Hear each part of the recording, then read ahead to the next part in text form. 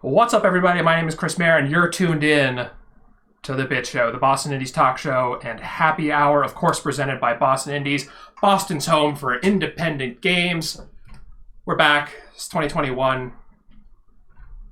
Same shit, new year. Thanks for joining us. Two announcements before we get started. First up, Boston Festival of Indie Games is going to be next Saturday, the 16th. Caro, do you want to hype that for a minute? You got anything you want to say about Boston Festival of Indie Games? Yeah, everybody should come. It's going to be super cool. We are using a platform called Gather.town. If you've never checked it out before, it's like a 2D virtual world. It's like a platformer, but for walking around and meeting people. You have proximity chat. It's going to be a great way to meet other game designers and developers in our tabletop and digital showcases. And we're just going to have a lot of really cool content. So check it out. Go to bostonfig.com and you can register to get a ticket. It's pay what you like. So, no pressure to spend money you don't have. And we just want to come out, support indie games. Hell yeah. Going to be a lot of games there. Boston Indies is going to be there. We're going to be running a bit show. I think we're going to be running 2 bit shows back to back from 1 to 2. Waiting to hear back from one person to confirm that, but seems pretty likely. If we'll find someone else if not. So, yeah, coming out. There's going to be a stream running all day. I don't have anything else to add there. And end of the month is going to be Global Game Jam, which I'll post a link to in the chat. I'm going to say Boston Indies is officially endorsing the Northeastern University Game Dev Club's Global Game Jam site, which is not at Northeastern this year. It is all virtual. So I think actually this year we have kind of a unique opportunity to, as a community, all come together at the same place, kind of, and work on stuff together. So yeah, kind of come out and make a game at the end of the month. Should be a good time. And I think that's going to do it for me. Let's kick off the show. Let's go! All right. Oh, I'm still on camera. There we go. You guys are on screen now. We're alone now. I think our guardian has left us here to do the show. We're alone now. All right. Hey, Ziba. Hey, Charo. I haven't seen you since last year. Yeah. I mean, and even it's been like time, man. Yeah. I'm kind of holding it together. How are you? I'm doing okay. Like I said, my biggest problem in life is that I get no sleep because my daughter is developmentally jumping developmental leap, and every time that happens, 4:20 a.m. is the time that I get to wake up. So I'm fine. Yeah, I got a lot of family with kids around there, and it sounds tough, but it sounds like a good problem to have. So I'm glad those are your struggles right now. Yes, blessed. Yeah, I just wanted to acknowledge it's been just an insane, shitty couple days. I don't intend to go on about that so much on the show. We'll go where we go, but I just wanted to leave that elephant, give it a moment to acknowledge that things aren't normal and we're all feeling weird. But I'm really happy to be here with old friends and new. Yes, I think that's why we have a community. We all, sometimes the universe conspires against us. Sometimes the C# compiler conspires against us, and we're all here for both ends of the spectrum. And as crap as some things have been, especially since it's been a long time since the last show, we just have a delightful amount of stuff to share that everybody has been making. People have been, I don't know, I was, browsing as I do before the show, the recap we've got of whatever has been working on since the last show. And it is, I don't know, I know I gush about it all the time, but it's inspiring and so nice to see how much everybody's doing, and let's show it to everybody. Are we jumping right into devlog? Yeah, maybe. Why not? I mean, let's do it. You want to start with Devin's? You want me to start with Devin? But also, I really want to get to our guest. All right, let's get to our guest. Okay, so Devin, Ice Witch with Warrior guy. Devin, a young artiste in the area. Ice Witch Warrior guy attending a witching school. Spent some time after work today working on. I assume that Devin spent time after work working on loose sketches. Would love any suggestions on how to push the thematic, in which direction I should be exploring him in. Yeah. I don't know. I hope that got followed up on the Slack with some good stuff, some good suggestions. I really like this one. The Hades fan art that turned into this is from Steph McLeod, the goddess of fire and a healthy lunch. That's the kind of religion I can get behind. The goddess of fire and a healthy lunch. That's I'll be thinking about that one. I also love this one. I've been playing a lot of Hades, and I think she really nailed the style. Like the shading on the dress in particular feels like spot on for that game. I have a confession. I bounced off of Hades, but I like the art. You know, I did it first too, but over the break I had a little time to sink my teeth in, and it is absolutely amazing. Anyway, I haven't been attracted to it, but if you told me it had a goddess of fire and lunch, it would sell it more for me. Fair enough. Moving on. All right. Witch Hunter Feller, Ezra, creating, a pretty amazing 3D model right there. Ezra, are you in the chat? I was determined to finish up this feller by the end of the year. There you go. Done. Oh, we got the Stronghold asset pack, the Zap Dots showing off. I've actually gotten to see a little more of this behind the scenes, and there's all sorts of cool stuff, and I'm going to be testing it out soon. That's what Michael said. I get to test it out, so looking forward to sticking my elbows arm deep in shiny Zap Dot assets. Yeah, it's looking really good. I like that he's doing it.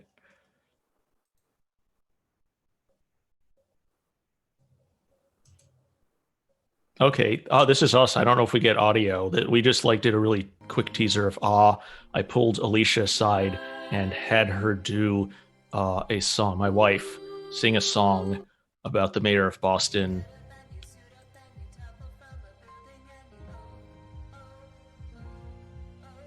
There's a song going on right here. It's beautiful if you could hear it. That's it. Yeah. High up in the air, I can see the mayor of Boston naked in my window. His window. Got my camera phone. Okay, whatever. Next. I also love this. This is from our other Ezra. And an augmented reality game you play with your face. It's tracking the mouth. You open it, you close it, you're controlling that rock in the middle. It's going up and down. I love this. It's exactly, it's great because you can do that at home on your stuff, and there's a link we're going to share, right, for that. You can play it right now. But it gives me hope for, not hope, but I know that when we get back to awesome physical art installations, so this is the kind of thing that'll be even better when shared with a crowd in a group in a museum or a bar or something. It's going to be great. Yeah.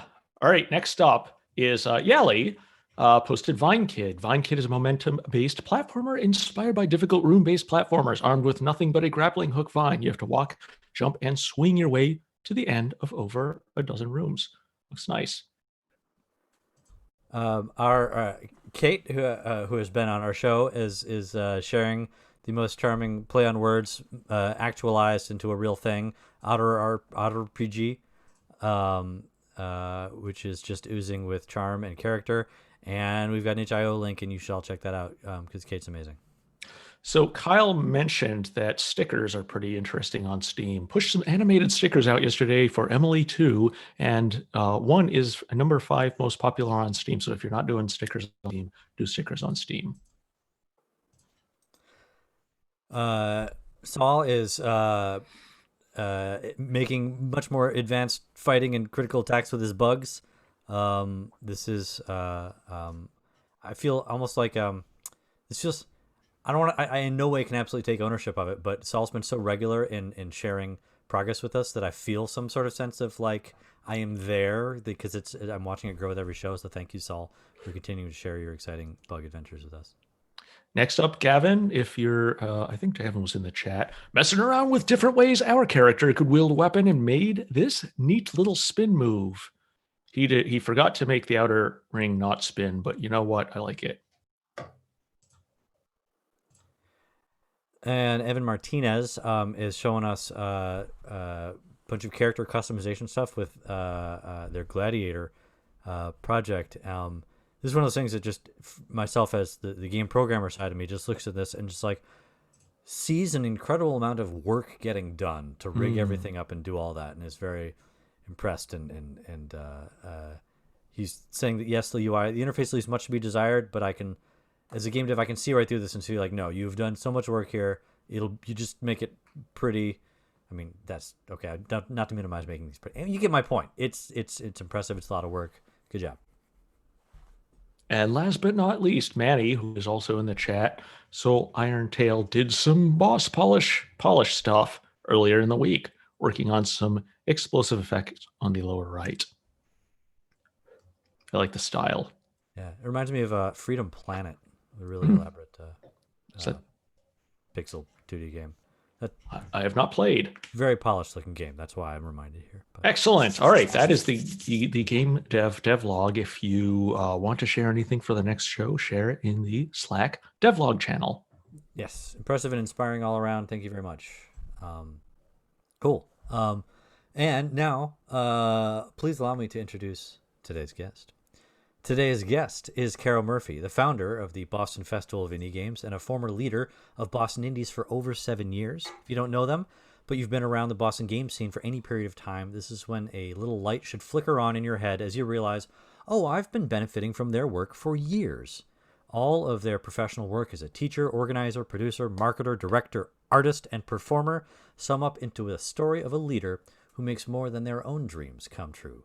Please welcome Caro Murphy.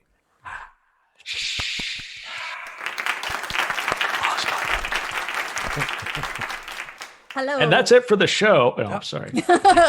Cool. Thanks for having me. Bye. Hey, how are you? I'm doing pretty well. It's been a time this week. It's been a time, but all things considered, I am safe and healthy. Excellent. And I imagine you're busy preparing for the 9th annual BFIG. Yeah, although I'm kind of like thinking of this one as a kind of a separate event from the fest where we have it in person. Sure. But I actually really love the format of this, and I think that we might do this annually.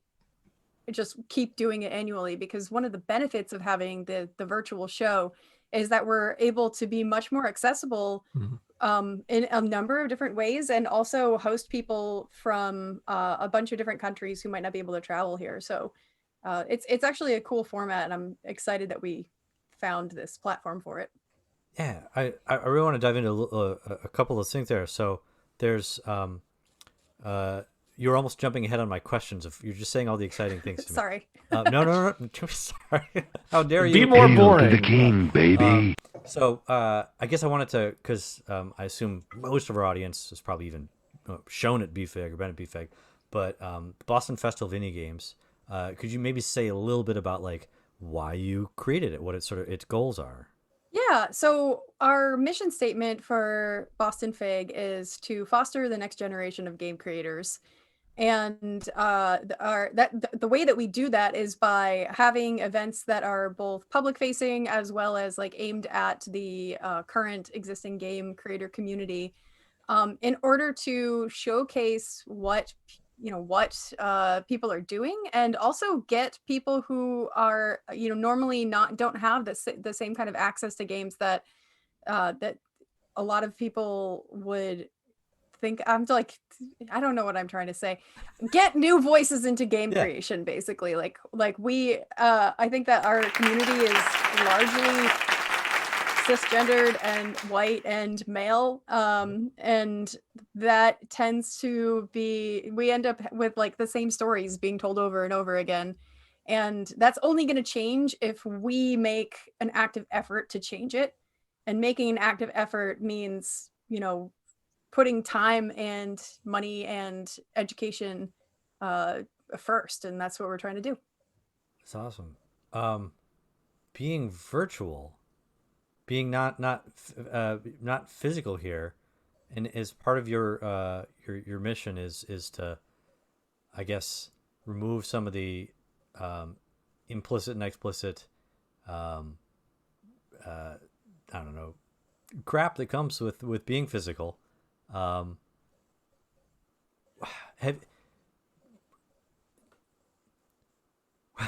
I'm trying to map your goals to this virtual this new manifestation of it. Like, and you're saying that you're already excited about it, and you may well want to keep it after this. Yeah. How does it what's it going to hit? How's it going to ring differently than FIG itself? So one of the things that's a key difference between the in-person festival and the virtual fest is that in the in-person festival, we spend a lot of time doing a curation process for the games that end up going into the showcase. So Boston Fig Fest in person has basically like two kind of like core components. You've got like the showcase games, and then you have like exhibitors who are exhibiting outside of that. The showcase games are games that are like new, haven't come out yet, or they just came out in the last year.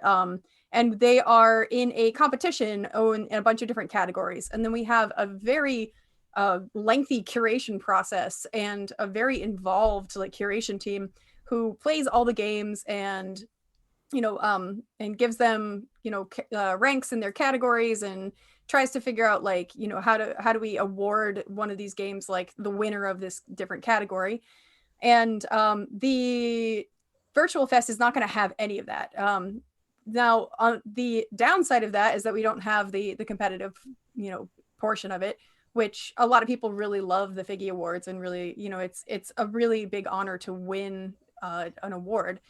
At the same time, the benefit is that with the virtual space, we can just accept like as many exhibitors as possible, which means that everybody's able to show off what they have. And you don't have to worry about being one of the top, 50 people who are applying in order to get in. And we can just expand the space, and the more expansive the space is on a virtual format, that's more content for people who come and attend to enjoy. Yeah, I like the idea of democratizing exposure, as it were. Totally. Absolutely. I know that the Steam's what do they call it? Steam Summer Festival? What do they call them? Steam had some festivals.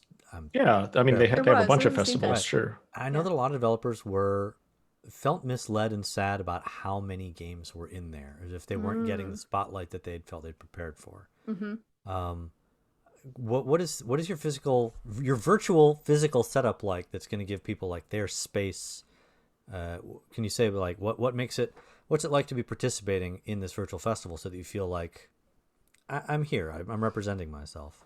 Yeah. So, much like the exhibition halls that you would have in person, you have a little booth space. Like that's a two pixel squares wide. You've got like a 32 by 32 like pixels, and then you've got a little booth, and you have an area behind your booth where you stand and talk to the people who come up to you, and an area in front of your booth where everyone comes up to chat with you. And you've got like a little virtual banner, and you've got your little TV that has your trailer on it on the top of your table, and people can come by and chat with you about your game. So even if you're not at your booth for whatever reason, people can still get information about your game. They can still watch the video.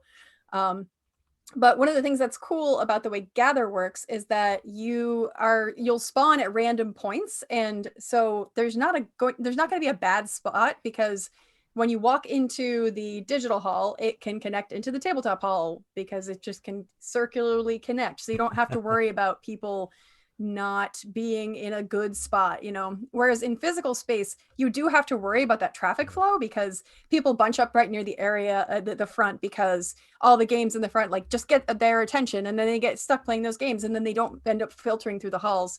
This is going to be different, right? Because we're like in virtual avatars, so people can move around, and they'll be spawning at different points. So they're already going to be like, randomly assigned into new different spaces. So I think it's going to be really cool. And also, like, not for nothing, but we don't really know exactly how it's going to work yet, because the most people we've ever had on the server at a time is 25, and we won't know until day of how it works with 500 people. So we'll figure it out. That's awesome. And I'm really glad you're doing it. You're just diving into it, and that's something that I love. You have this quote on your personal website.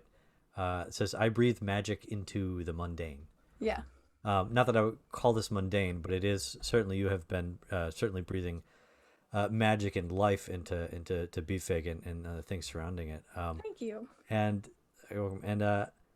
I'm curious, like, what is it? Are there particular types of mundanity that you are drawn to? You're like, oh, this needs some life. I see this thing and it needs me to go at it.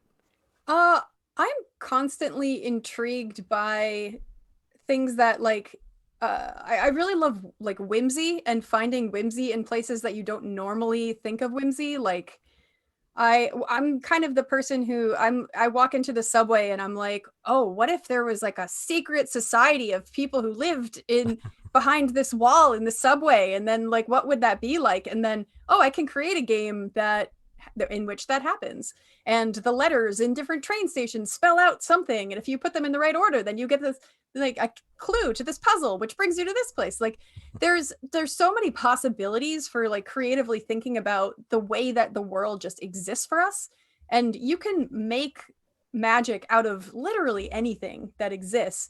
You just have to kind of approach it from a slightly different perspective and be creative about it, and that's something that I have always been inclined towards throughout my entire life. I'm just a very weird creative person. And I love to bring that to life for people. I love people feeling like a little bit of intrigue and mystery in their life, and feeling like there are secrets that they can unlock and uncover. Well, so to steal Ziba's next question, I think we did that a couple of years ago, was it, at this point, with Regatta Go? Yeah. Oh my god, it was so fun. We'll talk about that for a bit, and then I'm going to ask Chris if he'll put up the mystery slide from your upcoming movie. Sure. So Regatta Go was a project that we worked on where the idea was that we were going to create a pop-up experience with like a live band that people would get a very physical interactive experience that had a digital component and this live music component. And we did it in Davis Square, and it was amazing. It was just we is so all of us. cool. We did it. There was a boat, right? We actually had a boat. We had people get into the boat. It was a little boat, and they were rowing it. Oh yeah, there it is. Yeah. Chris is totally prepared. Kudos to you, Chris sir. Did a lot of the coding for. Yeah, he did. And and there, if you see, are you singing there? I was playing violin. You were playing violin at this one, and then when we did it last year, at was it a holiday party? I'm forgetting what party it was. No, Absurd Joy rented out Middlesex to do a little right. Rest in peace, Middlesex. Thing. And then JR was on keys for that one, and I was on bass for that. So like we're just there's so many talented people in the indie scene who have such a variety of different talents, and so we're just like, oh yeah, let's throw together a totally new soundtrack for this. Why not? Okay, so I'm going to ask Chris, what is this Chris, if you would, and Caro, I want you to tell me what is this picture, this mystery picture? Mystery picture. That. There we go. God! And you give me a time, place, and a context for it. This was my first GDC. This was. We were out at a bar. We were like hopping around. Oh gosh, what's the name of this company? Do you not remember? Does anybody in the audience y'all know who this was? This was the early days of the Humble Bundle. Right. That's Sean and Jeff back when they were like 10 people, 6 people in a small place in San Fran. This was so fun. Yeah. We were having such a blast that night. Yeah. Oh, I missed that coat. It had cute little hearts on it. Let me get up on top of this random Volvo. And it turned out to be the Humble Volvo. I think we... Sorry, is there a spoiler on the station wagon? Yeah, there's a spoiler on the red Volvo station wagon. That's how the Humble folks used to. That's wrong. That's why I decided to model it. I'm posing on this car. It's got a spoiler. Yeah. So that's our tangent. That's the being whimsical since that was 2011 at this point. Oh my gosh. Probably earlier than that. Was it really? It must have been. Gosh, that's like a decade ago. That's it crazy. It is literally a decade ago. Wow. Good times. You helped me so much at that GDC. This was like the first time I'd ever been to GDC. I had no idea what I was doing, and Ichiro was so cool and just introduced me to everybody and told me all the cool parties to go to, and it was just awesome. I'm glad to hear that. I'm glad. Yeah, that's why you're here today instead of like writing a screed about what an asshole I am. It's though I there's something to be said for like the Boston area community and like how welcoming and awesome folks in the community made me feel so amazing to be here. That's why I have cared so much about investing in this community. The first person who I ever met in the community was Elliot Mitchell. And that's like, if you don't know Elliot Mitchell, you should, because he's amazing. Let's get a round of applause for Elliot Mitchell. Yeah! Yay, the absent Elliot Mitchell out Vermont, probably snowed under like 3 feet of snow. Yes, probably. Yeah, we have a nice But yeah, I community. met Elliot at a Fablevision mixer, and Elliot was like, "Oh yeah, you got to go to this meetup and this meetup and this meetup and this meetup." He just gave me the whole rundown of everything, how, who to meet, how to get into the community, and the rest is history. And now you're stuck here forever. Now I'm trapped. Oh. But in a good way. In a good way. That's beautiful. Segue that to, so right, you've been really actively involved in Boston games and arts and in a lot of businesses for like a decade in Boston. And can you share with us any like perspectives? Do you see any lines, trends, growing, shrinking, moving in new directions? One of the trends that I'm personally the most excited about is the movement into of the burgeoning playable theater scene that we have here. I just love it. Like, there's a group of designers who all are working on different it's somewhere between LARP and theater is this kind of like playable theater sort of game design. And there are a bunch of us who are putting our efforts towards making these game experiences, and then also like bringing in other elements of other aspects of game design, including like AR and other, augmented reality, transmedia sorts of experiences. And I'm really excited about that movement. I mean, last year it kind of like came to a halt, but a lot of people still managed to put out some really incredible content. Like, shout out to Green Door Labs, Kellyan with Drosselmeyer, absolutely freaking fantastic design. It was super fun. I think won some awards, deservedly so. And there's just the playable theater scene here is becoming really, really interesting, and I can't wait to see what happens when we're post-vaccine. Ooh, man, that does sound a lot of fun. We're just about out of time. Ichiro, any last, harassment, more pictures? Harassment. I was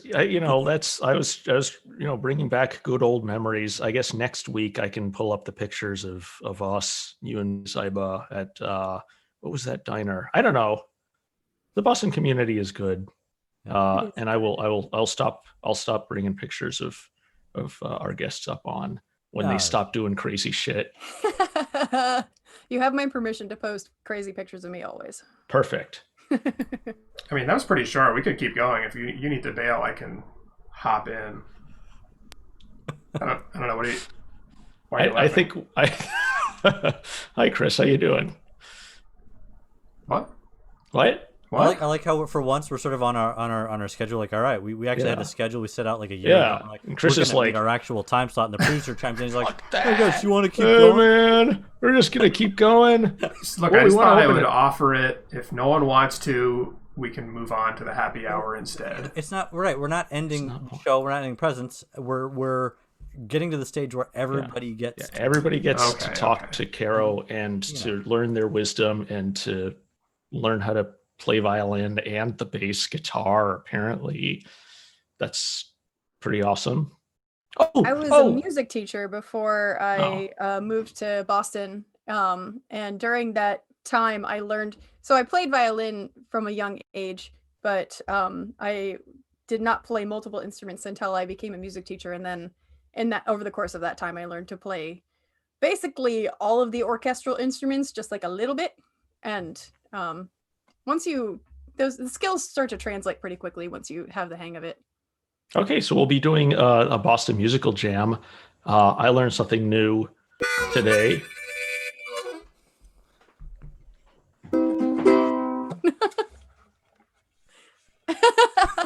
You can't hear it, but it's great.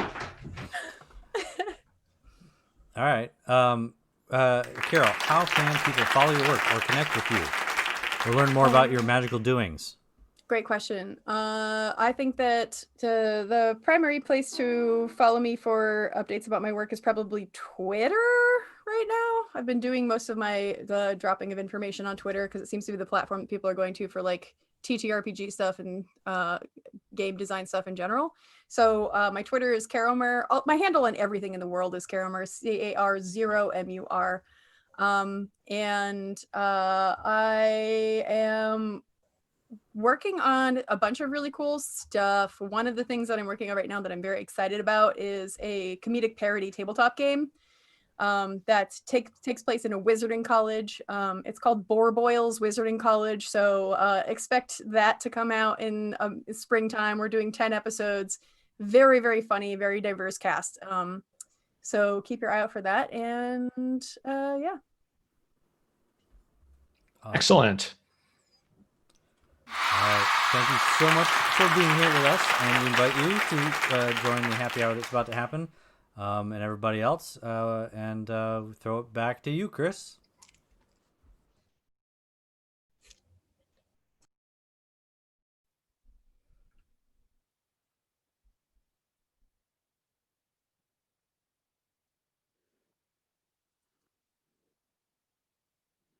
So good, this show too.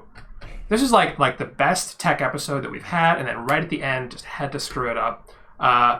Whatever. I'm posting the chat link in the Zoom in a minute. It'll be in the events channel. No show next Thursday. Instead, we're going to have 2 shows on next Saturday, the 16th, at BFIG, which everyone should come to. Obviously, it's our home indie game show. Like, what are you doing on Saturday, right? Everyone come on out. I don't know. I think that's it. Cool. See ya.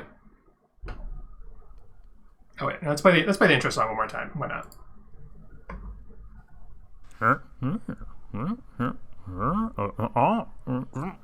Let's go.